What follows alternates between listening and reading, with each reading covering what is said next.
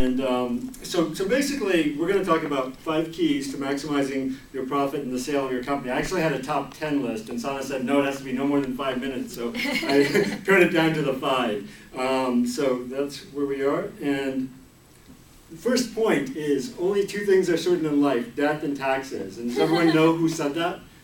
Benjamin Franklin. So this is, it's not going to maximize your top line, but if you think about, if you do your planning correctly, you can maximize the profits that you end up with in the bank. And a lot of times people kind of wait until too late to do their, estate planning and do that kind of thing. I'm not an estate lawyer myself, but Pillsbury has some, and there are plenty around here. And it's, as your company, as you realize that you've really got a company that's taking off, it really makes sense to think about your personal planning, because when you at the back end, it can make a really big difference if you've done some planning in advance.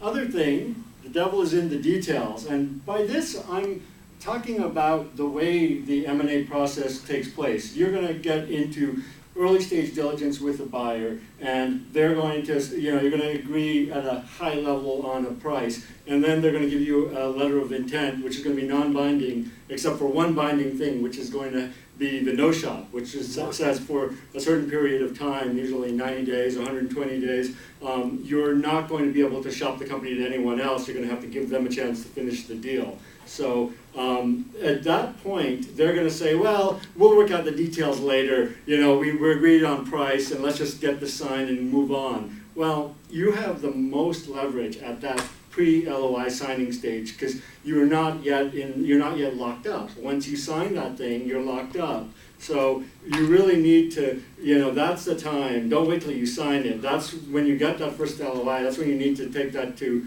your attorney and drill down into things that are important in terms of the structure of the consideration, what the employment packages look like, what the downside, the downside risk to you in terms of indemnities and stuff like that. So those things, the details, the more details you can work out up front in the LOI process, the better the end result is going to be, and the better, the better deal you're going to have. Can you take it to the bank? So here I'm talking about the structure of the consideration that you're getting. So first of all, if it's a cash deal, if it's an all-cash deal, that's great. Obviously, cash is great. But if it's a stock deal or part stock and part cash, and if it's a public company, you need to figure out whether that stock is really saleable, because a lot of times it's restricted stock and you can't sell it. And the other thing is, a lot of acquirers in the space, especially the ones who are looking at doing kind of more acqui-hire kinds of deals, like the Zyngas of the world when they were doing those, are going to basically treat the founders differently from the investors. So they're going to say, okay, we'll give the investors cash, but the founders are going to get RSUs that you have to vest into over time, and it's kind of your golden handcuffs, right? So that may be the way it is, but you just need to understand it. You need to understand that, when someone says, okay, we'll pay you $50 million for the company, it's not necessarily, your percentage of the company of $50 million is what you're going to take away. So you really need to understand that early on, otherwise you'll be surprised. Once you're in that no-shop period, you'll be surprised by the final documents, and then it'll be more difficult to change. Don't forget Plan B, and by that I mean you should not put all your eggs in this one basket, right? Even when you've got the LOI, you should have a contingency plan for what happens if this deal doesn't go through. Because you don't want to get so desperate that you have no other choice but to do this on any terms. So that could be having your investors having sort of a bridge lined up if you need the funds. It could be having an idea of other acquirers out there that you might still go to as soon as the no-shop expires. So it's really important to develop that Plan B, even before you sign the no-shop, but then keep that sort of in your mind as you're going through the negotiations, and it'll, even if you never necessarily even have to say it to the buyer, but it'll make you stronger. It'll make your negotiations that much stronger. Finally, no surprises, not like this guy. So, Surprising. So, and here, what I'm really getting at is the diligence process. The buyer does some diligence initially a little bit, and then after the LOI they're going to do a lot more. And you know, startup game companies don't have a lot of money to worry about, you know, keeping all their books in pristine order and compliance and all that kind of stuff, and I get it.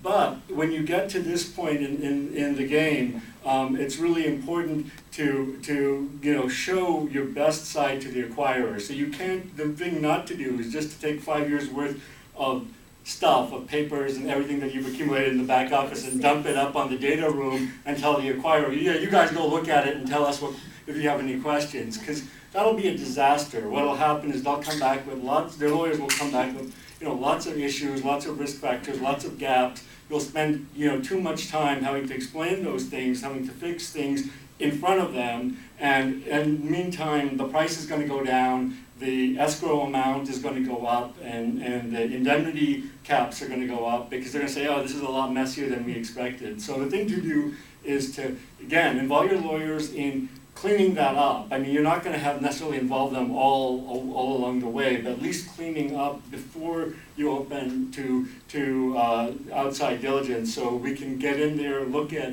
you know, the state of things, figure out where the holes are, help you patch things up, come up with the right story if we need to, and then we're not surprised, then we're leading the process. So that, you know, that's really important. So I don't know how I'm doing time, but that's basically, those are the main points I wanted to hit, and I think maybe we have time for a couple of questions. Which is mine. Okay. So start to finish, what's the shortest you've seen an M&A process take, and what's the longest? Well, the buyers will always tell you when they're, you know, courting you, they can do it in a week, but I've never seen it quite take a week. But, you know, the fastest, probably 3 weeks. The longest from LOI to getting the deal closed, more than a year. You know, for a lot of, you know, messy reasons. Yeah, I think it all depends on the fact situation. But I think, you know, usually getting to LOI signed could take some time, because you don't want to just rush into signing it. You want to get it set up right, and then while you're getting it set up, you can be scrambling to get your diligence and stuff like that fixed. So you know, getting to the LOI signed, that could take, you know, 2 weeks or a month. But then once that's signed, we should just be pushing hard to get it done, to get the deal done, because you just never know what extraneous stuff can happen. And sometimes people back out, right? Yeah, people do back out, and things happen in the economy, and disasters happen, and all kinds of things happen. So you know, once you're in an LOI, you just want to push as hard as you can to get it done. And I mean, I think a reasonable period for, you know, kind of a private game company would probably be, you know, 4 weeks, 6 weeks. I mean, that's kind of aggressive, but it can certainly be, you know, done well in that period of time. Okay. Let's give Riaz a hand, guys. Right.